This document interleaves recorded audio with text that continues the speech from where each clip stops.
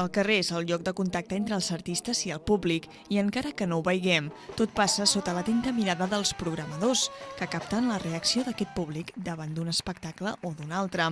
D'això en prenen bona nota, i després tota l'activitat es trasllada a la llotja professional.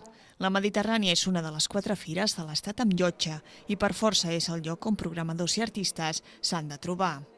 Qualsevol fira, qualsevol festival ens serveix una mica per trobar les coses juntes, diríem. D'una banda els espectadors, d'una altra banda els artistes, d'una altra banda els espectacles i els altres companys professionals.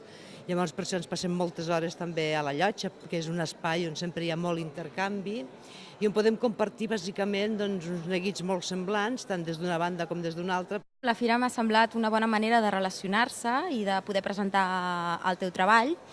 I està molt bé això, els mítings que fan, els acords de reunions, perquè tens la possibilitat de parlar amb programadors i de presentar les teves propostes, i m'ha semblat molt interessant. He trabajado, no una barbaridad, pero he trabajado y me ha gustado un poco el ambiente que hay, el estilo que hay, y lo único que he echado en falta es más atención al profesional, en mi caso concreto, ¿no? Que venimos a hacer contactos y a veces te encuentras un poco perdido, pero es posible que sea también por ser mi primera vez. Home, la Fira Mediterrània per una companyia o per una empresa com és el nostre cas sempre és una oportunitat i es nota que cada any s'hi posen certs esforços, més esforços, perquè sense cap mena de dubte ens serveixi molt per donar a conèixer el producte que oferim.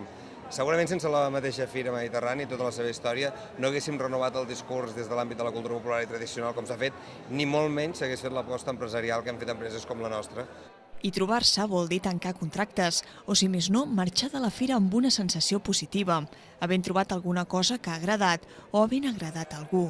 Vi a Pau Riba, detrás del cual voy para llevarlo a Zaragoza, espero que este año 2013 podamos hacerlo. Vi a Pau Riba ya es suficiente ver a un monstruo así. Nosaltres fem l'espectacle Almas Gemeles, és un espectacle de música i dansa, i hem estat parlant també amb el programador de la Cursal de Manresa i li ha agradat molt el nostre espectacle i possiblement hi pot haver projectes de fer-ho, és de la companyia Laura Morales, i esperem que podem venir-lo a fer aquí aviat.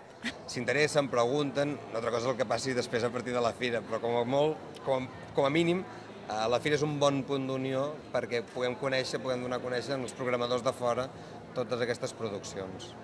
Enguany, la llotja professional ha fet un salt qualitatiu traslladant-se a l'edifici del Museu de la Tècnica. Això ha permès a les companyies i programadors establir un contacte més estret a través de les cites prèvies, les trobades i els petits tastos que han pogut fer a la vela showcases.